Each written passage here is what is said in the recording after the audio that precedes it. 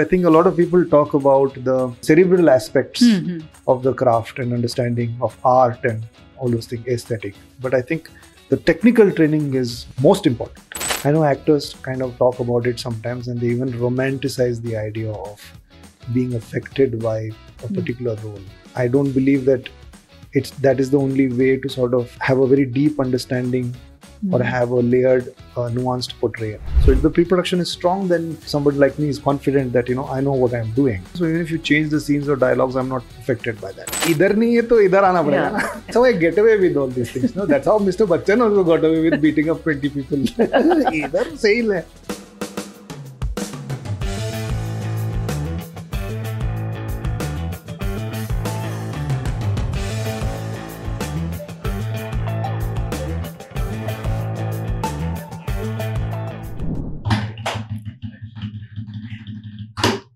Thank you for the drum rolls. Hello everyone, this is Kiran Manral. We are on Chasing Creativity and today I have with me Gulshan Devaiah. We've all seen him in various roles on the screen, on the big screen, small screen, wherever you watch his stuff, and he's a brilliant actor. We all know that. In your dreams also, sometimes in your dreams. Yes. We'll see you in our dreams too, Gulshan. Thank you so much. Thank you for coming on the show. My pleasure, absolute pleasure. And congrats on the new show that's coming out. Thank you again, thank you. Would you like to talk about your husband? I would definitely like to talk about my husband. Though he's not normally someone who makes an appearance on my shows. You see, yesterday I was chatting with him and he asked me who's coming on your recording tomorrow. And I said, this actor who's been in That Girl with the Yellow Boots and Hunter and Shaitan, and he's played Chittiappa, he's played Mandar Pokshe, and this man's eyes wide, and he's a man who lives under the rock. He has no idea of anybody except perhaps Shah Rukh Khan, Salman Khan, and maybe Nawazuddin, Irfan Khan. He tells me he's a brilliant actor. Oh God. He's put me in the same league. Eh? Yeah. Oh, thank you to your husband. See, that's why I wanted you to talk about your husband. You are a brilliant actor, Gulshan, and it's been a long journey. It's been a very interesting journey. Well, I'm really grateful you have that perception of me. Thank you. But it was a journey that started very unconventionally. You were actually trained in fashion. That's right. And theatre was something that happened on the side. It was a passion, but I don't think it was your primary focus at back then. Yes. So how did the switch happen? Because with fashion, I can understand that you have always been a creative person. But then how did theatre come on the scene? Was it college theatre, and how did it move on to become a full-time profession? It was the other way around. I discovered fashion pretty late really? In my life, actually. So I was always very active in the drama circuit, to do short plays and skits and performances from a very young age. And I've seen my parents, particularly my mother, do a lot of work on stage. So both of them were employed in a public sector company called Bharat Electronics. And they used to have groups over there. And every year they used to do plays there used to be language groups. So you also do like competitions. And also there was a group that would travel to other PSUs and compete with each other and all that. So this was common for music as well as drama. Okay. So my parents would do both. My father, I would say, was more inclined towards the music thing of it. But my mother was very good at both. And she was quite a sought-after actor. So that's the environment I grew in. And they were also huge fans of...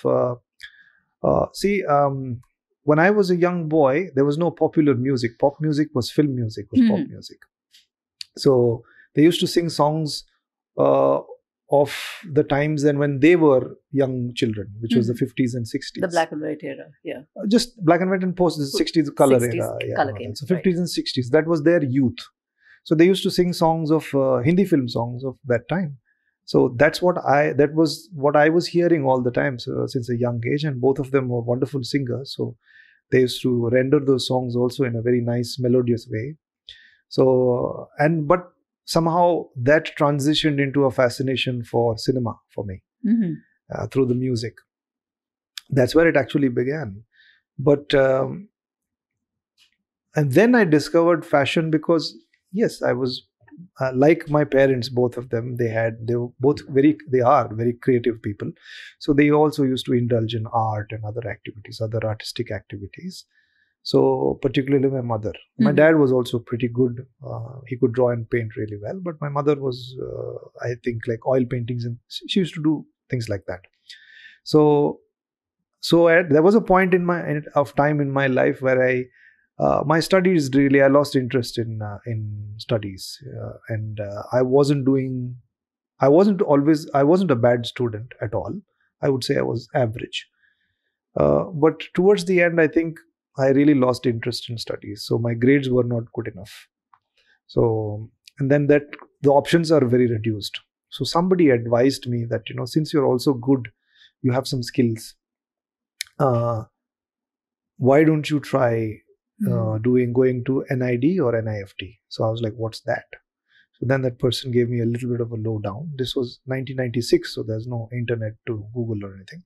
He said there'll be ads in the newspaper calling for the enrollment, and there are entrance exams, and they're quite tough. You have to prepare. So I said, okay. So I missed the NID entrance because I didn't see it on the paper, but I caught the NIFT one. But I also caught an ad by this gentleman called Vidyasagar, who was a designer based out of Bangalore. He had a small workshop. He used to be a former faculty at NIFT, but he also helped students prepare for the entrance exam. I had no idea what to expect. So my mother said, yeah, I'll pay the fees, 1,500 or something per month. So it was a 3-month course with him. So I did that, and I discovered that I enjoyed fashion. And luckily for me, whatever I learned there was good enough for me to crack the entrance. And I got into fashion. That's how I got into fashion. And then I realized, I liked wearing clothes, and I had a fascination for clothes and shoes and all of those things. But that was and I used to watch all the fashion shows I remember there was only one channel then. So yeah. But by the time it was 96, there was 2. And also like cable TV was there. So, but I remember early days, they used to show fashion shows by Rohit Khosla, who died at a very young age. He was a genius. But I was fascinated by all of those things, and then Rohit Bal and J.J. Valaya and Ritu Kumar and all of that. So it was a fascinating world to me, and little did I know that I would be part of that world at some point in my life. Not fully part of it, but I studied to be part of that. I enjoyed it, and also it gave me enormous confidence, because after staring at the abyss and all your friends going on to engineering colleges, and some of them even to medical colleges, I just didn't have the grades to sort of be in the same league. So then you're like, what are the alternatives? So when I graduated, I got a lot of awards. I won national level awards for my design collection and all of that. So Wonderful. That definitely gave me confidence that I can do something with my life, with my hands and with my brain. It's like you ask a fish to climb a tree. So what you were more creatively inclined. So I suppose so. I suppose that maybe if I had, that was one of the best things that happened to me. Failing your board exams is not really nice when it happens. But I admit it. I completely lost interest in studies. But my friends didn't. So I wouldn't say that I'm better or different or anything. It's just that, I had to make a choice, and it is a decision. If I had paid attention to studies, then probably I'd be doing something else right Completely. Life would have been a different path. And I had to make that decision. And I'm fortunate that a person who was not known to me at all, who was a cousin of my friend who I've never met since, advised me to join NIFT or NID. I can't even remember his name.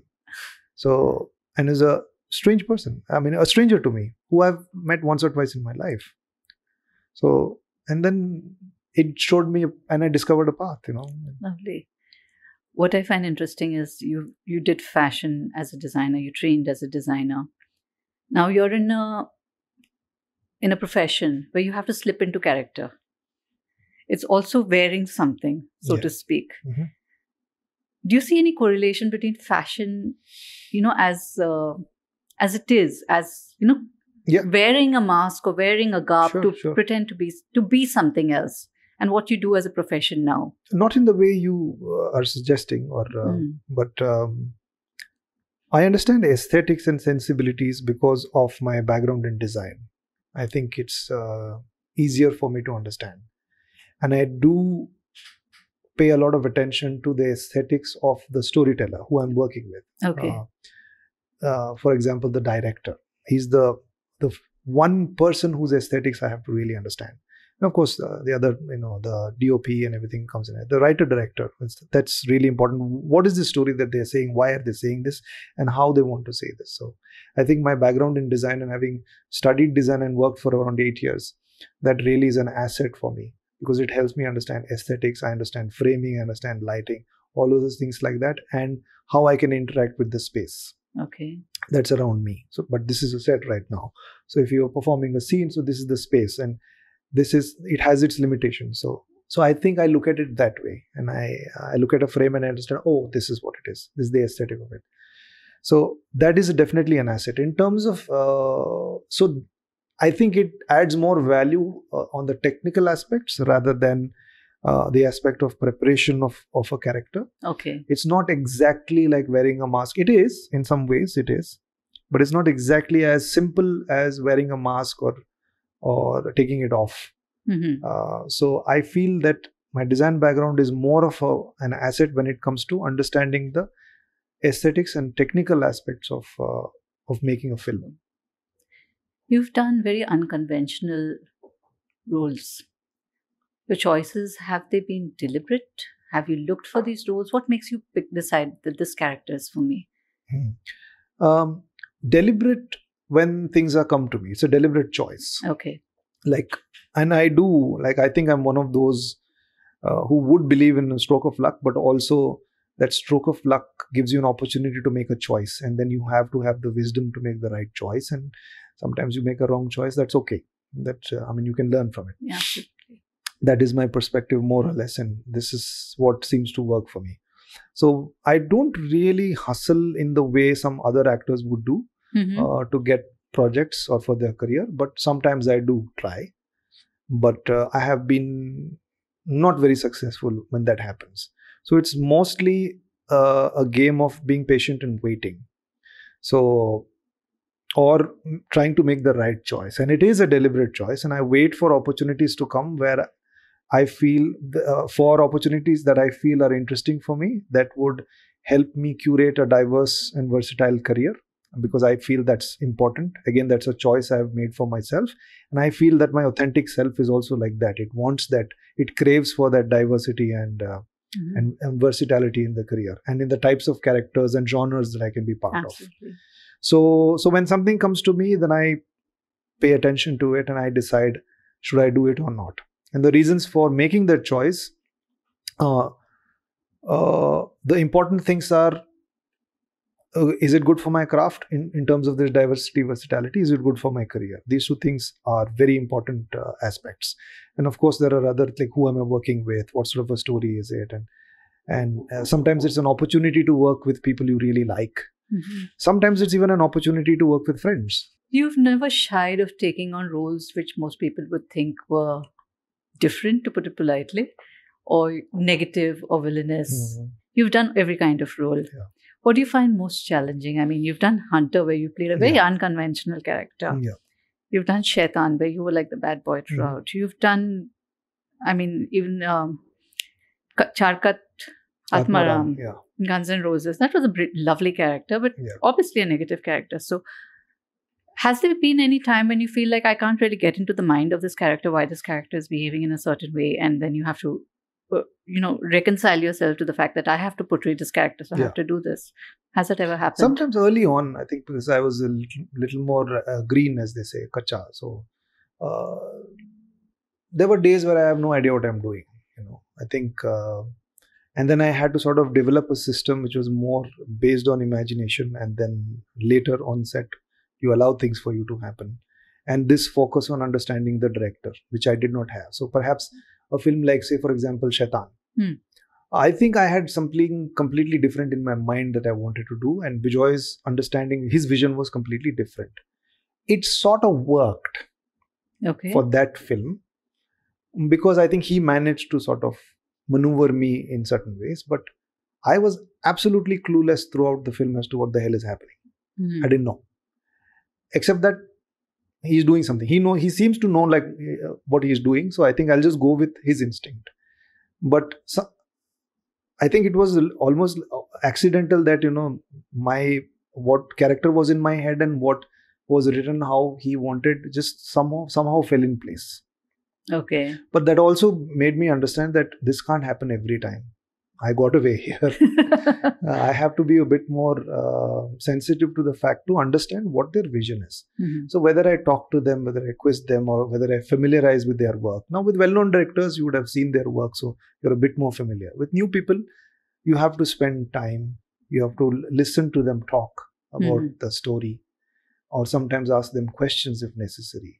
Mostly, a lot of them, if you just spend some time and listen to them talk, then you understand what they're trying to make. Okay. So that is really important, and with experience you learn how to sort of overcome certain inabilities that you have. That really teaches you. Working with other people, you see some other people do things a certain way, and then you're like, oh, this is useful, I should just incorporate this. Things like that. And you learn, you keep learning. You keep learning. Talking about learning, did you train professionally in drama, or was it No, just not professionally. Hit the ground running kind of? With all your childhood? Yeah, there was that. But then my true understanding of the craft, I think, it didn't happen till the year 2000, 2001, which is when I started doing amateur theatre in Bangalore with various theatre groups. But that's where I really learned, because I had access to some of their libraries. So I would read books, they would give me books. Every rehearsal process would be a workshop. So you're also introduced to new techniques. And you're watching documentaries, you're watching plays, and and I started watching a lot of plays, and I remember very vividly these two gentlemen who had the most profound impact on me. The first is one Mr. Vinay Kumar. He's a fabulous theatre actor from Adi Shakti. He lives in Pondicherry. Veena Pani Chawla, she was the head of the. I think she unfortunately passed away. It's a very tragic moment for Indian theatre, and he has taken over from her. He's an exceptional actor, and for me, he was able to create a cinematic quality to his performances on stage, and he's one of the most watchable actors that I've ever seen. And then I saw Adil Hussain in Othello in black and white, and I was just blown out of the water. So I was like, what the hell is this? Who the hell is this guy? I never heard of him. And then he was already well known, but I was not very well versed with the theatre circle, and I was so here I was discovering, and when I saw these two gentlemen, I was like, I want to be as good as them, but I don't know how.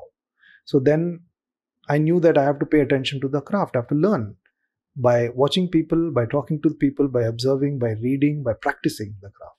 So my understanding of the craft really started to happen from the year 2000, 2001, I would say. Okay. And then, of course, I eventually did see some great actors like Mr. Nasiruddin Shah on stage as well. And you acted with him as well? I have not really. We were in the same film, but we never had scenes together. You didn't have a scene together? Okay. No, but he's, my good fortune is that he's very fond of me. And whenever he meets me, he's really warm and very appreciative and very supportive. That's lovely. And he also talks good behind my back. That's important. And many times on camera. So that's, sir. Not that you need the favor, but I'm returning you the favor, sir. You are a true inspiration. He's a great, great person. A great mind to sort of pick, and a wonderful person to listen to. Even if you don't agree with everything that he says, he's still worthy. It's still worthy to sort of observe him and listen to him. So I got to see him also. Another actor is Nagesh Bhosle, with whom I worked. And on his day, he's the most exceptional actor ever. On his day. But he can also be very inconsistent. But you learn. It was fascinating for me because I was absorbing all of these things. I had the fortune of working with Sunil Shanbhag, also, who is a wonderful director. I learned a great deal working with him as well. There's a great deal of difference between theatre and acting for screen. And the most obvious is, of course, the immediacy of the response from the audience. Like Instagram. Theatre is like Instagram. Theatre's Instagram, your likes and your dislikes come immediately. You can feel it. I think theatre people are not going to like this. I have really reduced them to Instagram likes. But Instagram is the most popular app now, so they should think about that. It's for them to think about. Now I've said it. Now you can troll me. Come on. Yeah. What do you feel are your takeaways from theatre that you brought to the screen? Apart from the craft. Sure. Yeah. How to take light, how to catch light, the technical aspect, how to hit marks, which is very important in theatre, because You don't have the spaces are a bit more flexible when it comes to shooting in front of the working in front of the camera, because if you get it wrong, you can do it again. On stage, sometimes you have to, like, I remember, like, sometimes those marks were so hard to hit, and you're in light, and when then suddenly it goes a blackout, your eyes have not adjusted to it. You can't see shit. And then in that you have to make an exit. And I've had embarrassing moments where I've run into sets and tumbled over and all of those things, and the audience has cackled and at my blunders. All that has happened, but you learn how to do that, and how to feel the light in your eyes and things like that. So again, I'm going back to technical, because I think a lot of people talk about the cerebral aspects of the craft and understanding of art and all those things, aesthetic. But I think the technical training is most important. That's a very important point that you make. Yeah. I think a very overlooked point. Yeah. And that's the thing that is most useful when you transition from theatre.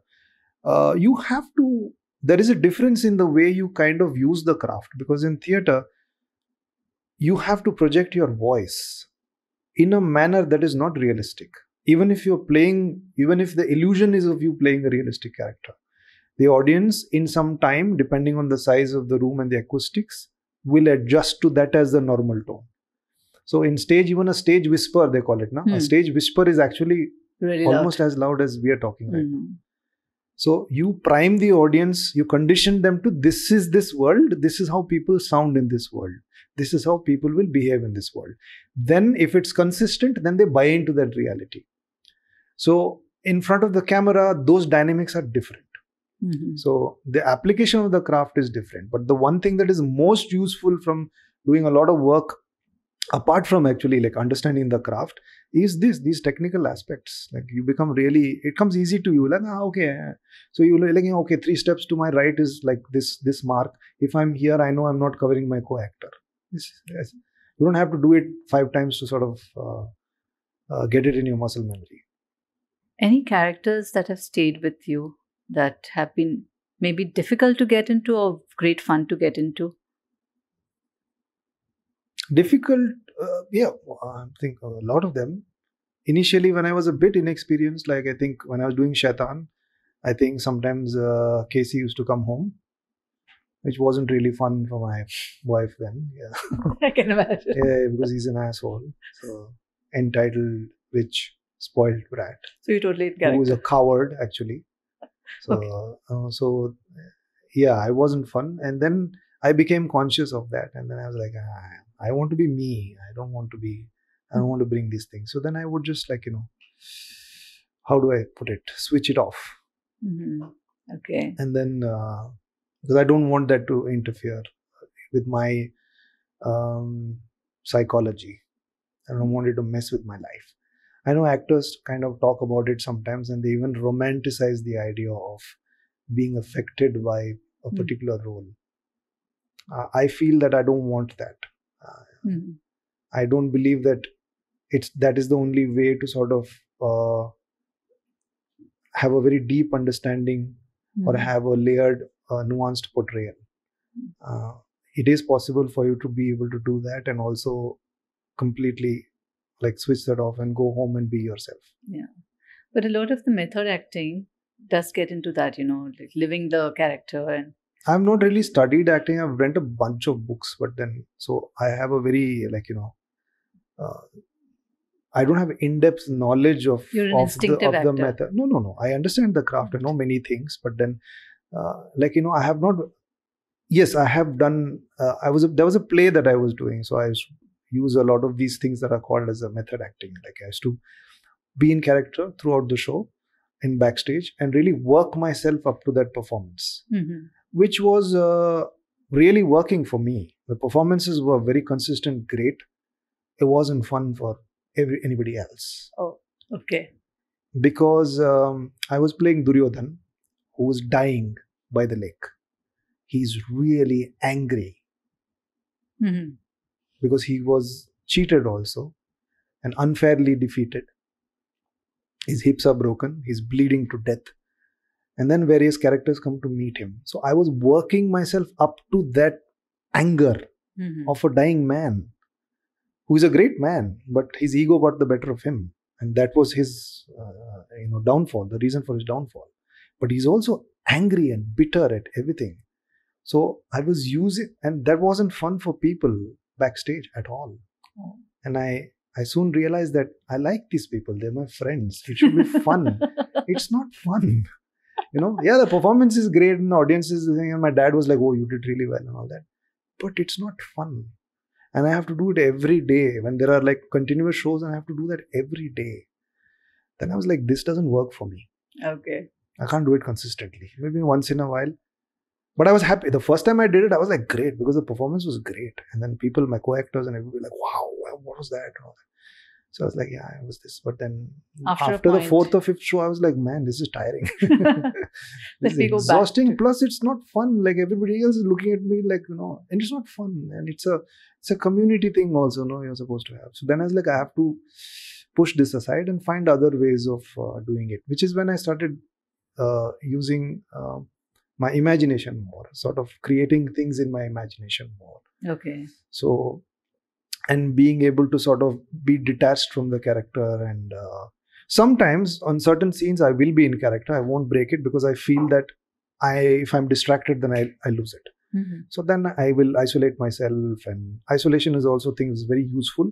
That way you don't get in the way of other people. You just make sure that you're in a place where nobody will distract you, talk to you, or so that your response or lack of response is not perceived as rude to them. So you do that. But more or less, I like to be chill and work with everybody. Mm-hmm. And you learn a lot also, and the experience is also much more enjoyable that way. For everybody on sets. Yeah. So, but yes, going back to the thing, I'd just like to add that. But for some people, I think going method, full method, semi-method, or however they would want to do it, may be the only way that they know. Mm-hmm. But it's just not fun for me. And I recall one of the greatest living actors of all time, Daniel Day-Lewis, talk about his process. He said that and that's why he's retired, because it's just so difficult Mentally sometimes. exhausting, yeah. It's exhausting for him and it's exhausting for everybody else, because everything has to function according to you.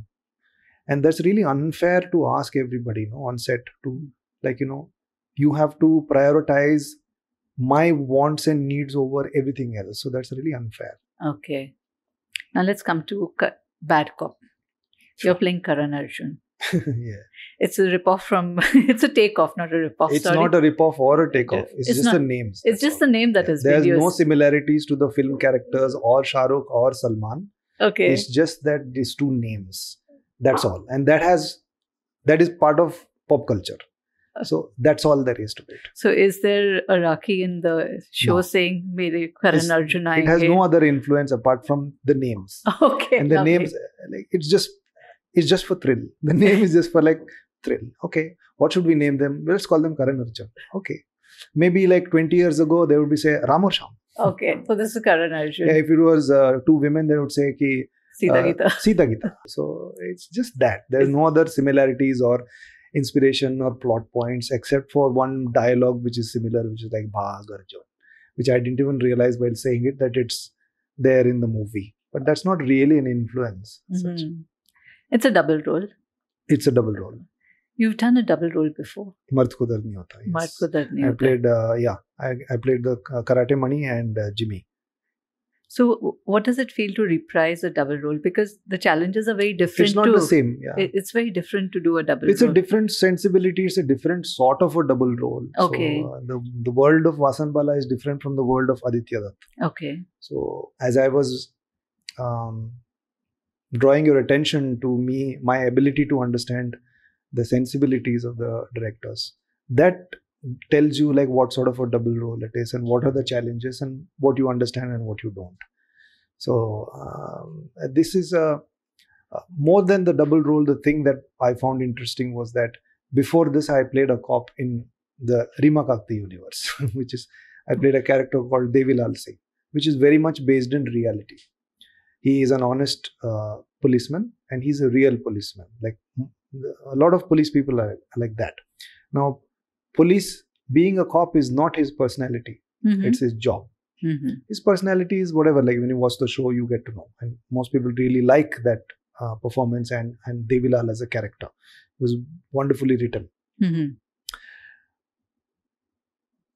In this, the cop is a personality because it's a filmy cop. Okay. There, yeah, it's still a job, but then little bit of the cop is also a personality because we perceive filmy cops because we've seen, Mr. Bachchan or Mr. Devgan or all of these people like or Salman Khan. Yeah. All of this have played a version of the filmy cop where the being a cop is also a personality. So we perceive it that way. It's not based in reality at all. There's no research or anything. It's not supposed to be real. And that's why it's the fun because you suspend your disbelief. So it's to put it in simpler terms, it's the cop from the Rohit Shetty universe. Okay. But Aditya Dutt is making it. So that was the challenge as to now how would many other people have done it and some of them have done it really well. But how would I do this?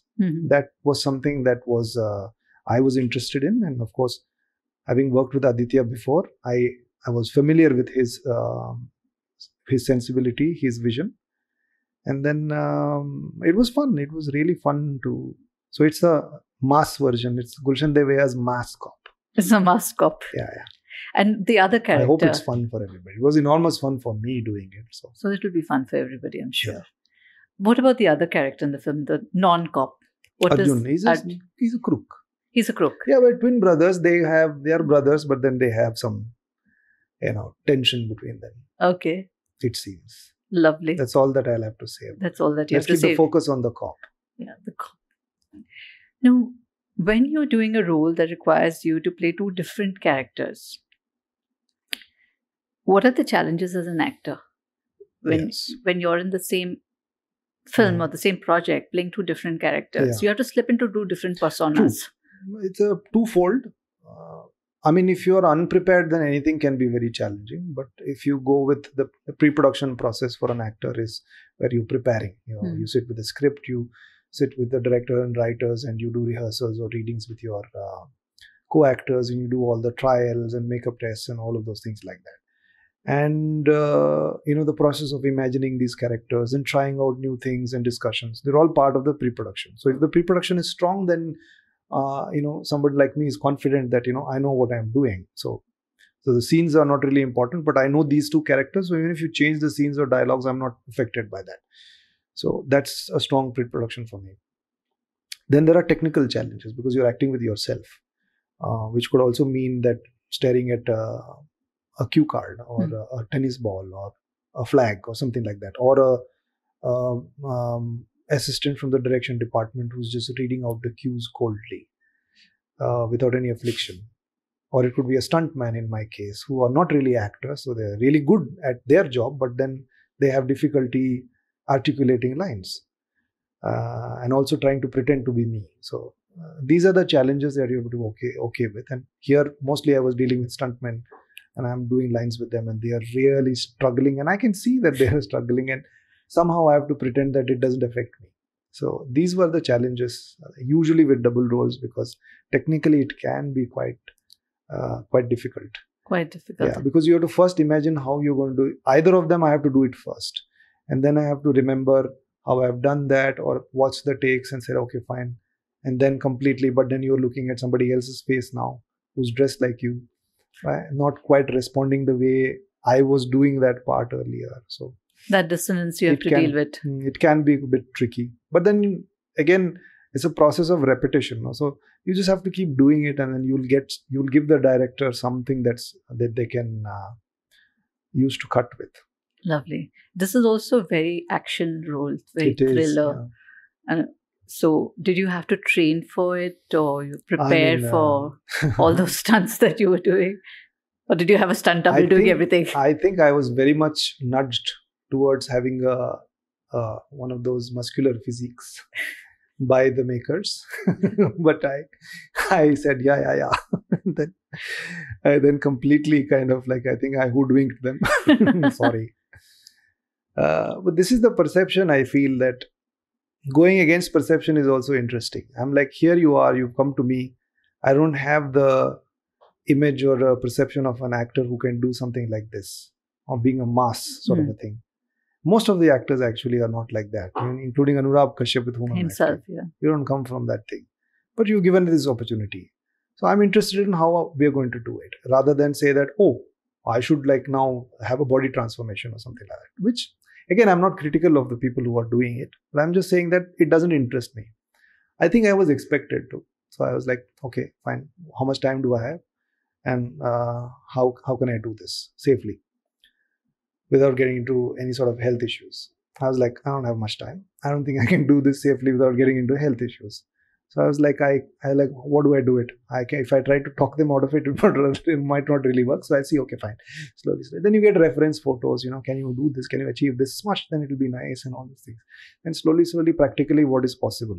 But all the time I was focusing on building the character and making sure that I do my best in terms of performance. And that's what I was interested in. Okay. And so that it's going to be different. I mean, it's a sort of a role where most male actors will probably hit the gym and take some other stuff to sort of look a certain way. But I decided that I'm not going to do it because I can't. But you bring that element of ruthlessness out, I think. And that... No, very... How do you mean ruthless? When I saw the promo... Oh, like that. There is that menace in you without necessarily, as you say, bulking up. Okay. Yeah. So, मतलब इधर नहीं है तो इधर आना पड़ेगा ना. हाँ, तो उधर सब आ जाता है. So it works. वही है कि that's how I get away with all these things. No, that's how Mr. Bachchan also got away with beating up 20 people. इधर सही है. Or Rajnikant for that matter. Lovely. Have you seen Rajnikant? He's a little man. Yeah. So and quite like tiny, but then that's not his. That's not the persona that you get from when you see him play his characters. You're almost convinced that he can beat up all of those people. That's his job. And yeah, he does so I was like, well. यहाँ पे लेके आओ, यहाँ पे muscles आने चाहिए. What about Anurag Kashyap as an actor? You work with him. He's a good actor. He's not particularly interested in it, but he understands the craft. He understands the craft. He's not really looking to make a career out of acting. So he's something that he's doing because he likes the people associated or something like that. He's helping out some friends because they're not able to find something like that. Okay. It's not like he's totally uninterested in it, but he doesn't want to be known as an actor-director. He's a director. He's a storyteller. So I feel that if he puts in a bit more interest, like if he was a proper actor, then I think he would be a really good actor. That's an interesting thing because he's a director, and from a director to be an actor, you have very few who can cross the line. Yeah, but no, I'm sure he's capable of also, but that's the thing. Like, he's not interested in making it a career option or something like that. He's not. He's just doing it because he can. He understands the craft. He's quite good. He gets the job done. He is creative. So he uses all of those things like that. But he's not really putting everything into it. Like somebody like me, like this is my main hustle and only hustle. Like, I don't have any side hustle even. So it's not like I'm directing some films on the side. For him, it's okay, acting is a side hustle. For me, this is my main hustle. So I am putting everything into this. Is there any role that you would like to do that you've not done yet? Nothing in particular. Nothing in particular. No, I feel, and this is a philosophical choice. If I make a list, then I'm making boundaries. Okay. So you don't like to limit yourself for any such I want to be surprised. I want to do things that I think that I couldn't do. And I'm like, oh, I have to figure out now, how do I do this? I've said yes to this. Now, how do I do this? It's fascinates me sometimes. I really want to do those kind of parts that come to me, and I was like, I have no idea how I'm going to do this, but it seems like a great project. Let me figure this out. Does it frighten you sometimes when you take on a role that you feel that? No, if I'm well prepared, I'm not frightened. Okay. If I don't do a good preparation, then I'm frightened that because I'm like, I'm not sure. I'm not sure. It hasn't cooked enough in my head. Okay. What's coming up next from you? Ulaj, the theatrical release. Okay. So Bad Cop is going to be on Disney Plus Hotstar from the 21st of June. 21st. And Ulaj is coming out in the theatres next month. Wonderful. 5th of July. So, what's Ulaj all about? It's a spy thriller. That's all that I will say to it. Spy thriller. So you're getting beyond that, I will have to assassinate you. I have a kid who's not yet settled. Please spare. I'm only joking.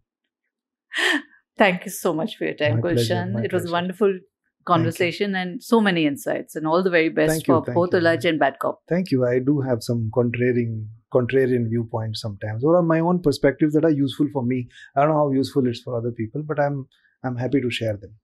They're For all what it's great worth. takeaways. Thank you so much. Thank you for your time. My pleasure completely. And thanks to your husband who lives under the rock. Yes, I will send him back. How do you have a relationship with somebody who lives under a rock? It's the best one. It's the best one because he emerges only periodically for food and water.